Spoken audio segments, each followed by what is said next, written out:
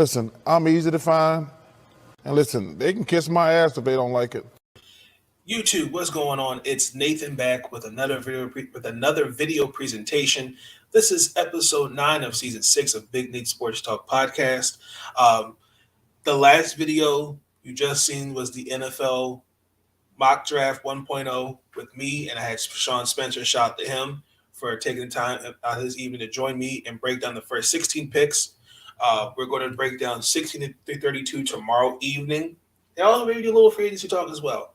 But in this episode, we're going to now strictly focus on my WNBA mock draft 2.0. Okay, now that the regular season's over, we're getting ready for March Madness. I think it's a good time to do a 2.0. Now, after March Madness, we will definitely do the final 3.0 WNBA mock draft for this upcoming season, because the draft is getting close, ladies and gentlemen. The draft is April 11th, and I'll be definitely to my eyes on. I see Sean Spencer in the comments. Sean, what's going on? Double Deuce, Herndon's finest. Thank you, appreciate you. Thank you. Great job for you too, man. You did a great job breaking down each pick, and just I love the analysis of your picks. And again, that was just 1.0. 2.0, things could definitely change. Heck, we might even see 3 or 4 trades before the draft. Who knows? So definitely keep in tune for that. But back to the WNBA. We're getting close. We are exactly 1 month as of Friday from the draft. And we already had some chaos with this from the 1.0. Now things definitely changed. And if you paid attention in that last video, I think it was episode 4, episode 5, where I had talked about I think there was going to be a trade. And it happened, but I thought it would happen on draft day. The Indiana Fever, they traded Tiara McCowan to the Dallas Wings. They got the 4th and 6th overall pick. And they're trading Dallas is trading the 4th and 6th pick, and they're getting Tiara McCowan in the 7th pick. Now, the Indiana is also going to send Chicago's next year first round pick to Dallas, and that will be for Dallas. And then the future pick from the Wings, that will be their first pick for next year. Now, that kind of definitely, it didn't put a wrench in anything, but I think now where I see where these 1 through 12 can definitely is now I think completely open, in my opinion. Now, really quick, the difference between this year's draft class and last year's draft class, and I when I listened to Mike Tebow, head coach of the Washington Mystics, he kind of said it. There was not really anybody in that draft class last year that were franchise changers. They're more of role players, not somebody that can take the team from here to here. That could change, and I'm hoping that we could be proven wrong. But there was nobody in that class that you could go that's a franchise changer. It's a difference. We look at this draft and next year's draft class. These two draft classes have young women that can change these franchises. And like I said, anything can happen, and we're going to get into it. So, the Washington Mystics, the Indiana Fever twice, and the Atlanta Dream are the lottery. It was the Washington Mystics, the Indiana Fever, the Atlanta Dream, and the Dallas Wings that were the 4 lottery teams. But because Dallas traded for Tiara McCowan, Indiana gets that 4th overall pick. 2.0 mock draft. Again, after much deliberation, after going forwards and backwards and backwards and forwards, there was a couple things I took in consideration. There's as an individual, I have to give a shout out to, and I will send a clip of this to them. They, for the number 1 overall pick, they actually had me thinking, They really did. And actually, it could change. And I was sitting there looking at it, and I'm kind of like,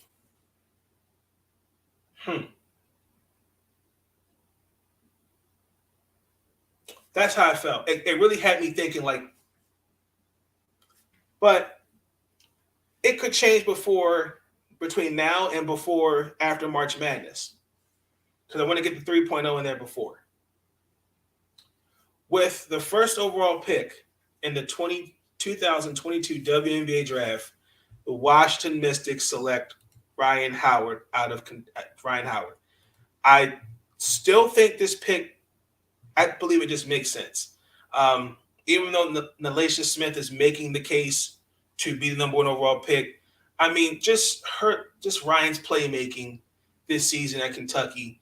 I mean, I think that I don't think you need another post player. You got Maisha Hines-Allen, and you got what you can get. You got Elena Delle Donne. I have been on the record, and I'm going to continue to say it. This is not an indictment against Elena. I think she's a first ballot Hall of Famer. I love her. But let's be honest. The Washington Mystics have really two seasons to really, truly compete before we have to consider rebuilding. Why not get her predecessor? Let's get somebody that can learn under her and take the reins from her, because I just don't know where she's going to be coming into the season. I don't know. Guarantee. I just feel like the Mystics, they should take her with number one overall pick. Now, I have to pull this up, and I have to give this individual some credit. I strongly considered with the number one overall pick. Didn't the Mystics win on 2019? I'll get to that in a second. I'll answer that for you. Hold on, let me pull her numbers up. Now, I strongly considered Shakira Austin the number one overall pick. Just listen to these numbers, okay? The first 2 years, she was obviously for the University of Maryland. Her first year, she averaged 23 and 8. Her second year, 23, 24 and 12. And she transferred to Ole Miss. Last year, she averaged 29 and 19. I'm rounding those numbers up. It's 28.7 and 18.6. This year, she averaged 15 and 9. The reason why her numbers kind of dwindled because because the head coach actually went out there and got talent, did some recruitment. And they had me thinking. Some of it, I'm like, well, I mean, Shakira is a little inconsistent. And if I really feel like,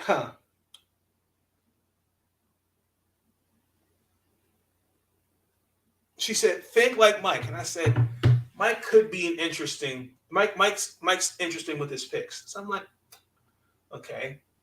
Because I'm sitting here thinking, I'm like, okay, if you take Shakira Austin,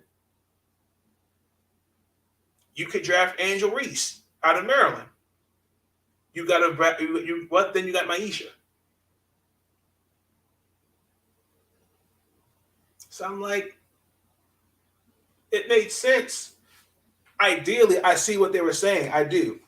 But I'm kind of like, I'm torn. And Nalissa and Ryan are the two most ready WNBA players. Now, don't get me wrong, Shakira is also too, but there's inconsistencies, and a lot of it we can point to coaching and system and style and all that. But I strongly considered that.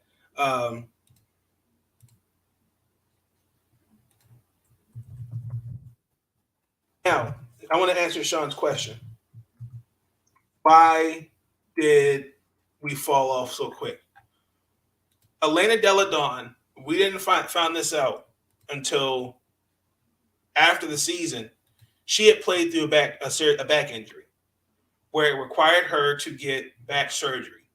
So we also had got Tina Charles. We traded three three picks, our first, second, and third for her, along with Taylor Hill.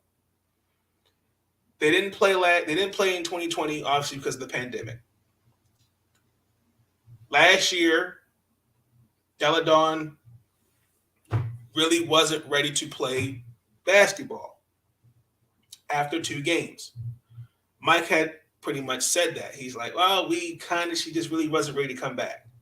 He said in that, pretty much, I'm just paraphrasing, pretty much in the exit interview.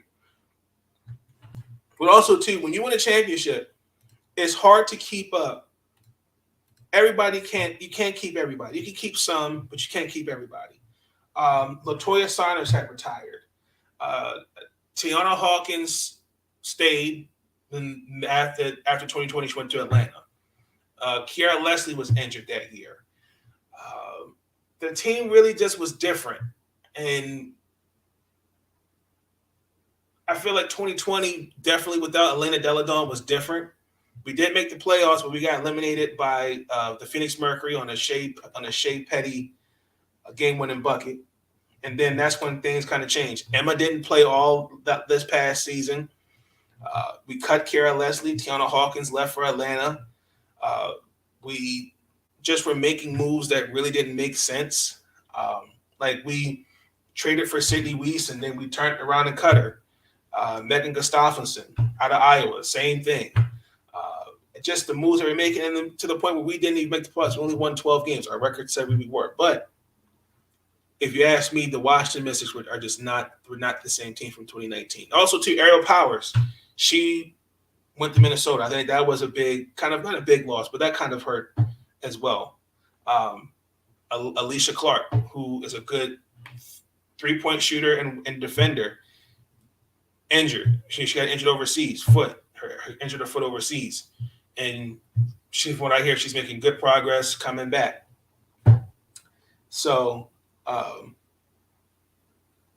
think Ryan Howard makes the most sense for the Mystics. Now, with the second overall pick, the Indiana Fever select Alyssa Smith. I really feel like, again, regardless of if Tiara was not there or not, if she was there or not, she is going into a situation where there are veterans on this team. And I definitely think Lynn Dunn is trying to build something in Indiana. Now, I have a couple things. The Indiana Fever have 3 picks, okay? If you got Kelsey Mitchell, Bria Hartley, Tiffany Mitchell, Victoria Vivians, they cut Aaliyah Wilson. They're bringing on, and they got Alana. They've signed Alana Coates to a training camp contract. I think, regardless, I think Alyssa is the right pick for this team. Her shooting's not. It can be better. I think she definitely can stretch the floor. I think she has the size and strength to hold her own against defenders in the league. I do believe that, in my personal opinion. Now, either one of these two, again, this is just my opinion. You could go with either or. Now, the third overall pick. Atlanta, they need a foundational piece. And I really feel like she's had a good year because, I mean, she already proved that she was going to be a good player, even when she was at Maryland before she went to Ole Miss. The third overall pick, the Atlanta Dream take Shakira Austin. I think you could go either wrong. Now, she a rim protector, good rebounder. The only thing is there's some inconsistency, and I think she can clean up some things. There are some girls in this draft that can match up against her, but I think she can hold her own. Now, again, like I said, there's a lot of inconsistencies with her game, but some of that you can point to coaching, and some of that, player development. I think if you if it gets cleaned up, I think Shakira will be okay. Now, I definitely think with Shakira, it wouldn't hurt. Now, this is just my personal opinion. These are your top 3 picks for the draft. Guaranteed. If you push, I think either 3 are interchangeable. Again, I strongly considered putting Shakira Austin as the number 1 overall pick for the Mystics, but you can't go wrong with 1, 2, and 3. I think these are your top 3 picks without question. Now, we go on to the Indiana Fever again with the 4th overall pick. Now, if I remember, I had them taking, I can't remember who I remember had them taking. Might have been, no, it might have been Nia Clouden. I can't remember, but because at the time they did not trade Tierra, and I said with that, I felt like there was a trade coming. But it didn't hit me until I said, okay, Tierra's gone. Now the offense, the floor can open up more. So why not, if the 4th overall pick, Ashley Jones? Why not? Iowa State. I definitely think she is a guard / forward. I think you can probably put her at the 3. She can play the 4-ish. I think for a guard of her style of play, she can rebound the ball pretty damn well. I like that. I definitely feel like I think you need to just develop the wings for sure. Alyssa or Ashley, no, nothing wrong with that. I think this makes sense for Indiana because I feel like you have Alyssa that can stretch the floor, and then you have Ashley, who's a good rebounder. She can shoot the ball as well and rebound. So you got, I mean, hey, let's see how that works. But I think that's a good pick for Indiana. That could change. I had them taking, I want to say it was it Nas Hillman? I think that's who it was. So I cannot remember what time I had. I'll have to go back and look at the video. But I know it was, I can't remember who it was. It may have been Naz or it wasn't Ira. It wasn't her. I gotta look back at the tape on that one. But I think Ashley makes the most sense for Indiana with the 4th overall pick. Now, we're going to New York. Now, New York, this stayed the same. No changes at all. Naz Hillman out of Michigan. I think it makes the most sense. Just seeing her from my own eyes in the Big Ten as a rival with Maryland. The girl is a star. She is a good post player. I think commands good double teams. I think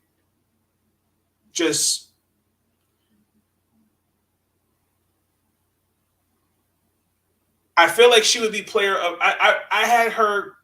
I would consider her player of the year, but we all know that for big. I mean, I'm not going to get into that.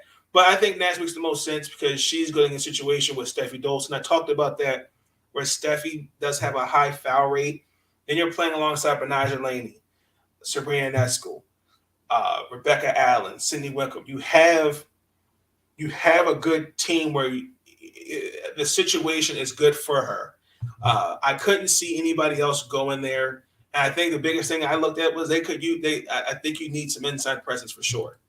Now, with the 6th overall pick, the Indiana Fever, again, Alyssa Cooney out of NC State. I like it wouldn't hurt. Now I strongly considered I want to say it was either Nia Clouden or Kirsten Bell. I cannot remember in that video. But I think she makes the most sense. She's a good post player. I think she can definitely she has a little bit more of an offensive game. I think more when I mean offensive, Tierra to me is more of a defensive-minded first center. And I think Alyssa is more touch around the basket. Not saying Tierra can't do that because she can't do it. I'm talking about more mid-range.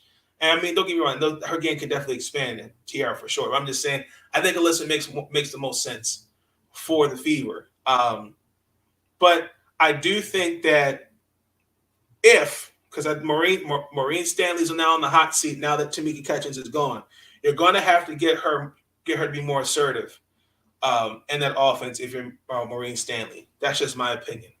So with the 7th overall pick, the Dallas Wings take Nyara Sabli.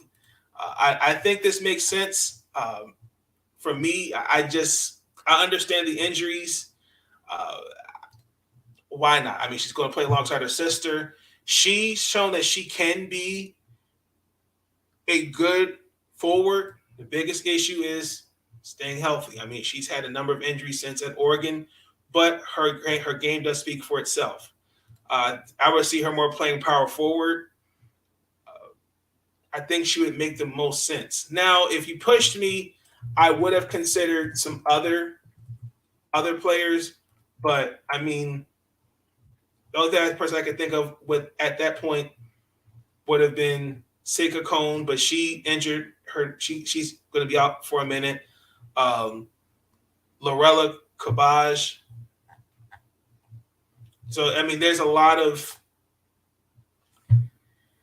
I think Nyara makes the most sense. I mean, she can create shots for others. I think, just makes the most sense for Dallas. But my only concern with this pick. You got now Tiara. You got Charlie. Isabel Harrison. You're not trading her. Awak. She may not come back. We'll see. They got a lot of size in Dallas, and that's going to be interesting. It's going to be interesting to see how that goes. So we'll see. Now, with the 8th overall pick, the Minnesota Lynx take Sky Cone. Now, same thing. I think in the FIBA games, she definitely is a good prospect. The only thing that will hurt her is her knee injury because she's supposed to be out for like the next, a good 4 to 6 months because she tore an MCL, something like that. So she's going to be out for quite some time. That's definitely going to hurt her. Minnesota, this was tough. There's really not a lot of areas. They don't have the space, the cap, much cap to really draft or sign somebody. I think she makes the most sense in this for Minnesota. And also, I'm considering kind of because she could be. I mean, she's not a center, but I think she can make the most sense for Minnesota. She kind of reminds me of Natasha Howard a little bit.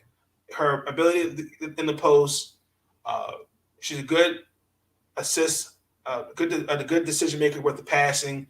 I think she makes good sense. I think she would be a good fit in Cheryl Reeve's system. Now, we go to the team in Southern California, the sister team, the Los Angeles Sparks. Now, this was tough. Now, I looked at their roster. They really didn't have – they have a lot that they could have taken. Let's just take a look really quick. They have Taya Cooper, Jordan Canada, who they just signed, Liz Cambage, the Gumake sisters, Janae and Nneka, Brittany Sykes, Lauren Cox, Aurela Goriantes, Katie Lou Samuelson, who they got in the trade, Jasmine Walker, Christy Tolliver, Mandy Zari B. They have a lot there. And I'm sitting here going well, what could they take? I mean, I considered taking Kirsten Bell, but I'm kind of well, you kind of already have, I don't think you need another loaded, you kind of got a loaded backcourt. So I'm okay. I look at what about a wing player? I mean, they have Jasmine, Katie Lou, Nneka, Lauren, and then Janae. I mean, they're kind of predicated on health. Because I think the biggest thing is if they can all stay healthy, because Nneka and Janae, they missed some games last year due to injury. And then I think that's on predicated. But I said, well, why not take Lorella Cabbage with the 9th overall pick? I think this makes sense out of Georgia Tech. I think she would bring a defense. I think she's more, to me, defensive minded. Now, her numbers, I had to do my Googles. They are okay. They could be better, but I think in a Derek Fisher system, I think she'd be a good fit. I think she brings a lot of effort, and I think that's somebody Derek could look to and say, okay, other than, because don't get me wrong, he's got girls that can do that, but I think she would do really well in the Derek Fisher system, because I think, if anything, Derek Fisher also, too, likes to pride himself on defense as well. I definitely think he would be a good fit. She would be a good fit, for his system and for the Sparks. I considered Kirsten Bell, but I'm like, I don't think you need another guard. Now, with the 10th overall pick, the Indiana Fever they can instantly right here rebuild and make the playoffs. They have the 10th overall pick, and they're going to take Mia Clouden. I think I've seen on some other draft boards that she's higher, but I think she makes a little bit more sense for Indiana, because, again, I'm looking at Bria Hartley. No disrespect to Bria Hartley. Since her time in Washington, biggest issue is injuries. Can she stay healthy, which I believe she can. But I'm looking at Nia Clouden, Bria Hartley, Kelsey Mitchell, Tiffany. You've got an interesting little backcourt right there with them right there. I think that's an interesting backcourt. So, I mean, it doesn't hurt. Now, I definitely think she's more of a offensive-minded guard, and I think that could actually complement for Indiana. I think they could use more scoring from the outside. Let me see which they can do. But I think I could see Nia for sure being here. Now, the 11th overall pick, this was tough, because, again, the Las Vegas Aces, now they don't have Liz, because she's on with the Los Angeles Sparks. You really don't have a lot of other options. I mean, don't get me wrong. They signed Kalani Brown, Theresa Plaisance.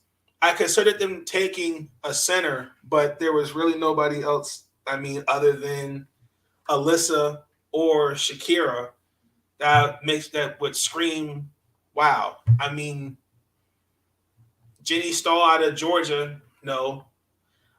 Brooke Flowers out of St. Louis, and Queen Igobo, and they're good, but no. I think they're more like round 2, round 3.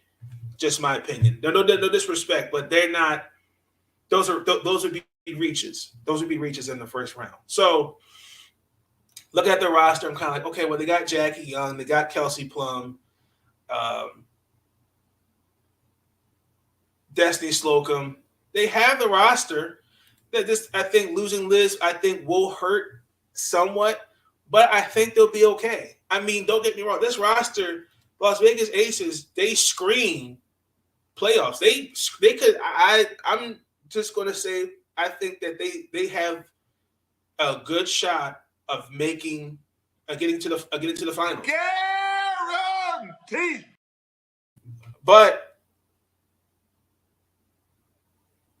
I mean, I can see like Kalani Brown making the team. I think she would definitely fit this team, because I know she's definitely. I've seen athletes unlimited. She stepped back and shot the 3, and I think she'd be a good fit. Theresa Plaisance is a good. She could also shoot the 3. I mean, why not? If you're Las Vegas, Ray Burrell. I mean, guard, forward. I mean, like. I get it. Some may say, Nathan, I think you reached on this pick. We do. I think you may have reached. Injuries. She has been inconsistent. I mean, there really isn't anybody else. Maybe a Destiny Henderson out of South Carolina, Veronica Burton, but they don't need a point guard.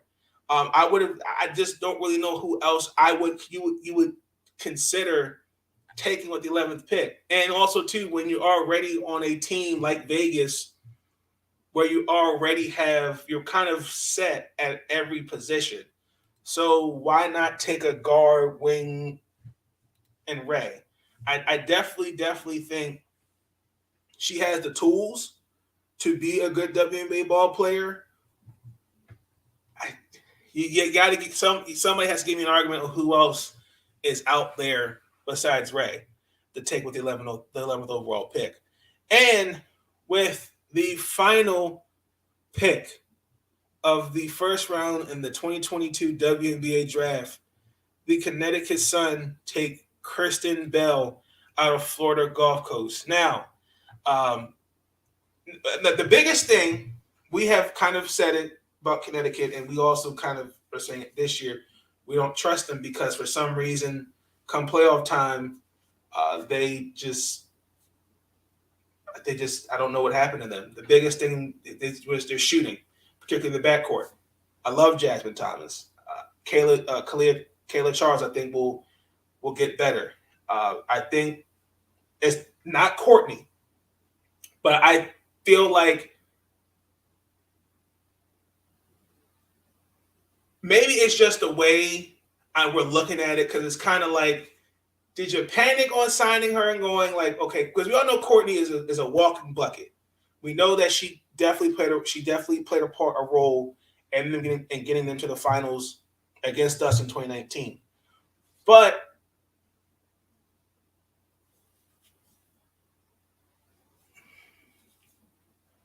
I think they could use another shooter. That's just me. I think, no, don't get me wrong, that Dejan Carrington, you got to she's going to get some minutes in there because she had a good year with Athletes Unlimited.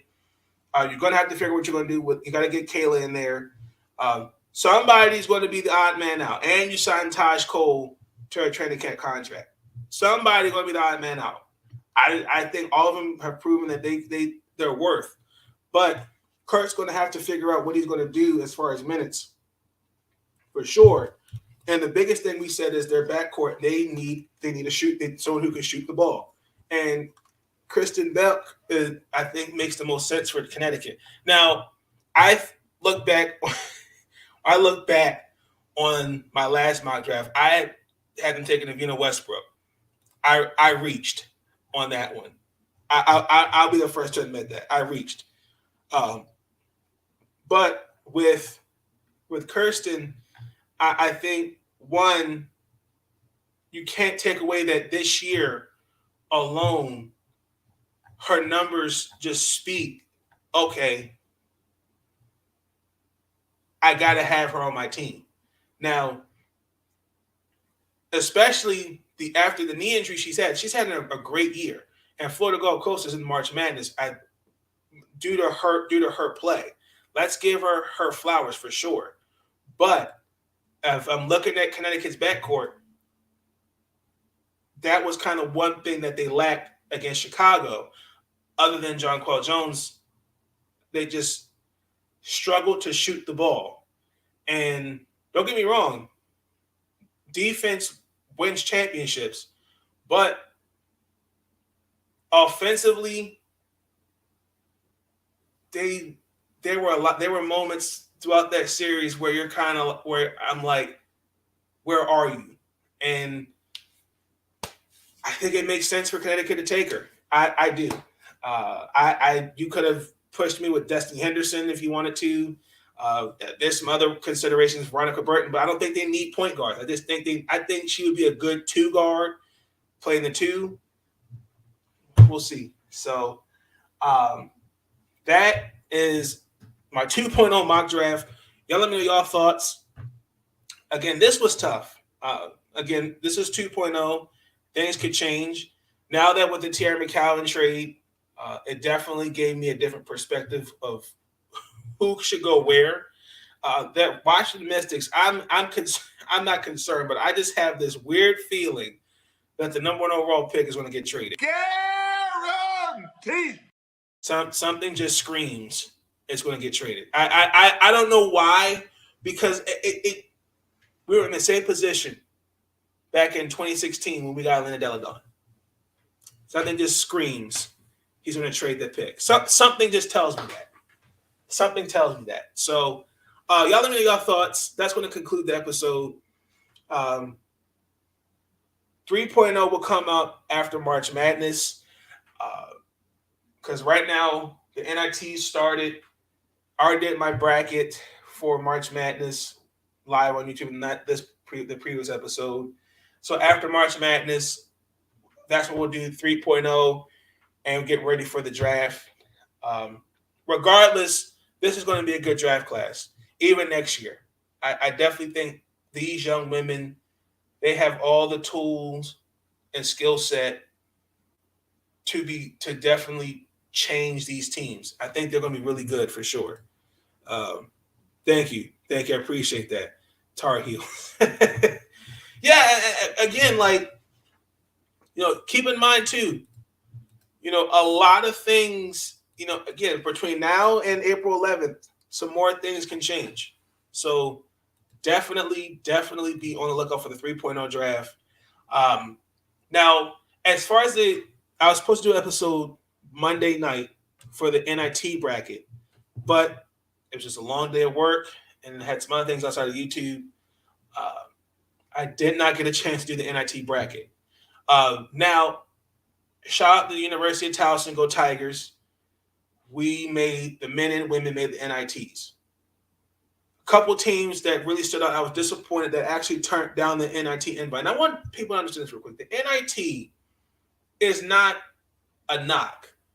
To me, the NIT it's saying, hey, your team played great.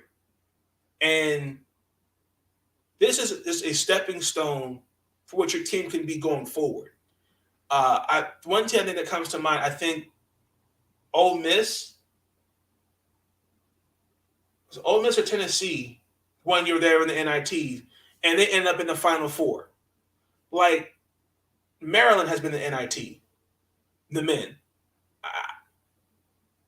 Duke and Northwestern turned that down. I don't know why, because I feel like I think your standards were too high, and more importantly, I think what you're kind of saying is we're too good for that. Instead, I think the NITs are something that can definitely put your team on the map and let the college basketball world know, hey, keep an eye out for us. Like, don't get me wrong. And also, again, there's some other teams too that down the stretch, they folded, men or women.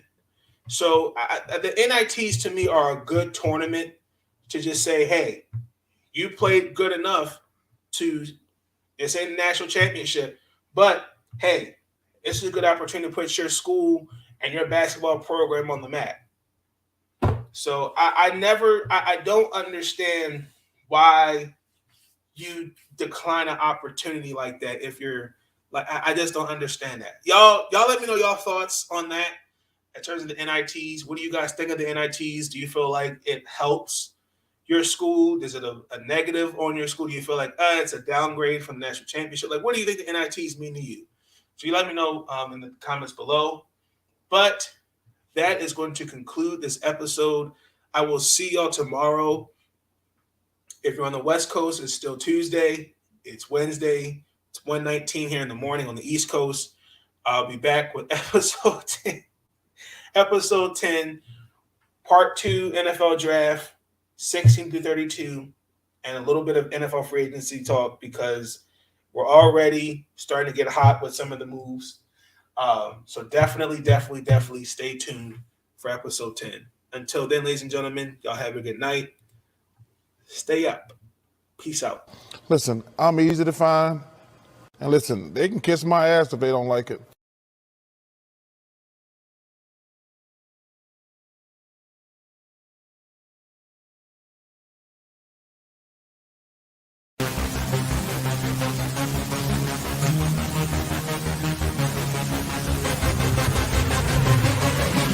Yeah.